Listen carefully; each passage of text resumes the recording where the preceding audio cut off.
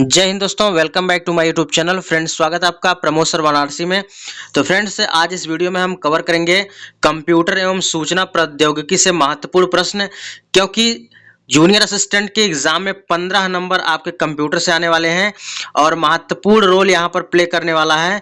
तो आप वीडियो का एंड तक बने रहिएगा। यहाँ से महत्वपूर्ण प्रश्न जितने बन सकते हैं कंप्यूटर सेगमेंट से थोड़ा थोड़ा करके डेली जो है आपको एक वीडियो मिलने वाली है कंप्यूटर सेगमेंट से भी, ठीक है। तो यहाँ पर हम हिंदी प्लस यूपी का एक वीडियो दे रहे हैं और साथ ही साथ कंप्यूटर का भी वीडियो आज से स्टार्ट हो रहा है। तो कंप्यूटर का भी क्लास आपको डेली मिलने वाला है। तो चलिए स्टार्ट करते हैं आज की वीडियो को। तो अगर चैनल पर पहली बार विजिट कर रहे हैं तो चैनल को जरूर सब्सक्राइब कर लीजिएगा। वीडियो के डिस्क्रिप्शन बॉक्स में टेलीग्राम का लिंक दिया गया है। अगर इसका पीडीएफ लेना चाहते हैं तो वीडियो के डिस्क्रिप्शन बॉक्स में टेलीग्राम का लिंक दिया गया है, उसको ज्वाइन कर लीजिए। वहां पर पीडीएफ आपको इजिली प्रोवाइड करा दिया जाएगा। तो चलिए स्टार्ट करते हैं आज के वीडियो को। वीडियो बिल्कुल ध्यान से देखिएगा, क्योंकि यही क्वेश्चन है जो कि बार बार एग्जाम में रिपीट हुए हैं। तो चलिए आज का पहला प्रश्न है, निम्नलिखित में से कौन सा मूल ऑपरेशन कंप्यूटर द्वारा किया जाता है। यहाँ पर ऑप्शन दिए गए हैं, तो इनमें से सभी ऑप्शन जो दिए गए इनमें से आपको पिक करना है कौन सा मूल ऑपरेशन कंप्यूटर द्वारा किया जाता है। राइट आंसर हो जाएगा ऑप्शन नंबर डी, इनमें से सभी, यानी arithmetic operation, logical operation, storage and retrieval operation. तो यानी यहाँ पर तीनों ऑपरेशन किए जाते हैं। यानी कंप्यूटर का जो मूल ऑपरेशन होता है वो कौन सा है? अंकगणितीय ऑपरेशन, तार्किक ऑपरेशन, संचय और पुनर्प्राप्ति। यानी right answer will be option number D हो जाएगा। अगला क्वेश्चन है, नेक्स्ट क्वेश्चन पे चलते हैं। भारत के सबसे युवा एवं पहले multi petaflops super computer Pratyush का प्रयोग किस उद्देश्य के लिए किया जाता है। तो प्रत्यूष का उपयोग पूछ रहा है किसके लिए किया जाता है। इसका राइट आंसर हो जाएगा ऑप्शन नंबर ए, मौसम के पूर्वानुमान के लिए, यानी वेदर फोरकास्टिंग के लिए यहाँ पर प्रत्यूष का उपयोग किया जाता है। सही उत्तर हो जाएगा ऑप्शन नंबर ए। चलते हैं अगले प्रश्न पर। अगला क्वेश्चन है, पहला माइक्रो प्रोसेसर 4004 किस कंपनी द्वारा बनाया गया। मोस्ट इंपॉर्टेंट है, यह क्वेश्चन 2 से 3 बार पूछा गया है। तो 4004 ये किसके द्वारा बनाया गया? तो यह पहला माइक्रो प्रोसेसर 4004 इंटेल कंपनी के द्वारा बनाया गया था। किसके द्वारा भैया? इंटेल कंपनी के द्वारा। याद रखिएगा, महत्वपूर्ण प्रश्न है, इंटेल कारपोरेशन कंपनी के द्वारा। अगला प्रश्न है, निम्न में से कौन सा संभाव्य स्वीकृत नहीं है। इनमें से omega automation, geometric automation, quantum परिमित ऑटोमेशन, मौद्रिक ऑटोमेशन। तो यहाँ पर ओमेगा ऑटोमेशन संभाव्य स्वीकृत नहीं है। सही उत्तर हो जाएगा ऑप्शन नंबर ए, यानी यहाँ पर ए वाला बिल्कुल सही हो जाएगा। ओमेगा ऑटोमेशन संभाव्य स्वीकृत नहीं है, बल्कि जियोमेट्रिक ऑटोमेशन, क्वांटम परिमित ऑटोमेशन, मौद्रिक ऑटोमेशन, यहाँ पर ये सभी संभाव्य स्वीकृत है। अगला क्वेश्चन है, कौन सी programming language AI artificial intelligence development से संबंधित है। देखिए, सबसे पहले आपको बता दें, जो सिलेबस मेंशन है उसमें एआई से रिलेटेड प्रश्न पूछे जाएंगे। AI, machine learning, deep learning. तो बस आप डेली वीडियो देखिएगा, आपके जितने भी डाउट होंगे सिलेबस के अनुसार यहाँ पर हर क्वेश्चन आपको मिलने वाले हैं। तो आपका सारा डाउट यहाँ पर क्लियर होने वाला है। तो कौन सी प्रोग्रामिंग लैंग्वेज एआई यानी आर्टिफिशियल इंटेलिजेंस डेवलपमेंट से संबंधित है। तो इसका राइट आंसर क्या हो जाएगा? तो राइट आंसर हो जाएगा option number D, Prolog. Prolog language AI यानी आर्टिफिशियल इंटेलिजेंस डेवलपमेंट से संबंधित है। चलते हैं अगले प्रश्न पर। अगला क्वेश्चन है, मोस्ट इंपॉर्टेंट है, क्योंकि सिलेबस में मेंशन है तो इससे रिगार्डिंग प्रश्न पूछ सकता है। कंप्यूटर में एआई का अर्थ क्या है। तो एआई का अर्थ क्या होता है? आर्टिफिशियल इंटेलिजेंस होता है। सही उत्तर हो जाएगा option number C, artificial intelligence.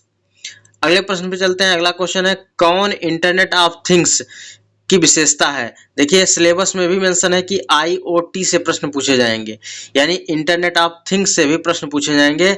तो कह रहा है इसकी कौन सी विशेषता है। तो यहाँ से कुछ चीजें बता दे रहे हैं, इसको आप जरूर याद रखिएगा।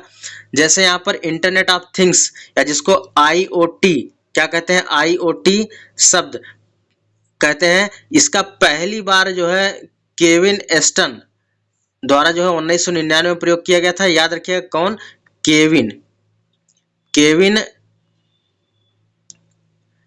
केविन ऑस्टन, ये यहाँ पर ऑस्टन, केविन ऑस्टन के द्वारा 1999 में प्रयोग किया गया था। ठीक है, इसको याद रखिएगा।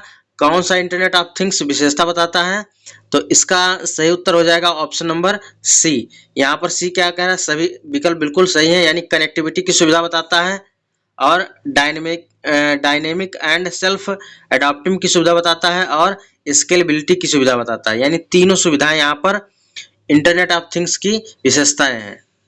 अगला प्रश्न है कि कंप्यूटर के क्षेत्र में लीफो का पूर्ण रूप क्या है। लीफो का पूर्ण रूप क्या है, तो लीफो का पूर्ण रूप हो जाता है आपका last in first out, last in first out. तो सही उत्तर हो जाएगा ऑप्शन नंबर ए, यहाँ पर सी हो जाएगा। क्या हो जाएगा, लास्ट इन फर्स्ट आउट।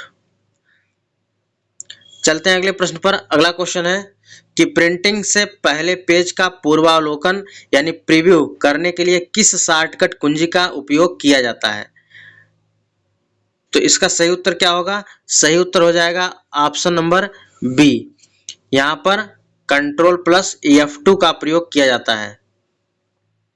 अगला क्वेश्चन है वर्ड प्रोसेसिंग में पैराग्राफ फॉर्मेटिंग में क्या शामिल है। वर्ड प्रोसेसर में पैराग्राफ फॉर्मेटिंग में क्या शामिल है, तो इसका राइट आंसर हो जाएगा option number D, line spacing शामिल है। क्या है, लाइन स्पेसिंग शामिल है। राइट आंसर हो जाएगा पंक्ति अंतराल यानी ऑप्शन नंबर डी। अगला प्रश्न है कि निम्न में से कौन सा बुनियादी रूप से टेक्स्ट फॉर्मेटिंग की विशेषता नहीं है। टेक्स्ट फॉर्मेटिंग की विशेषता यहाँ पर पूछ रहा है, तो टेक्स्ट फॉर्मेटिंग की विशेषता कैपिटलाइजेशन नहीं है, यानी सी वाला ऑप्शन बिल्कुल सही हो जाएगा। यानी टेक्स्ट फॉर्मेटिंग की विशेषता क्या है, इटैलिक करना। जैसे अगर इसको ऐसे लिख देना, ठीक है, आई ऐसे है, इसको तिरछा लिख देना इटैलिक।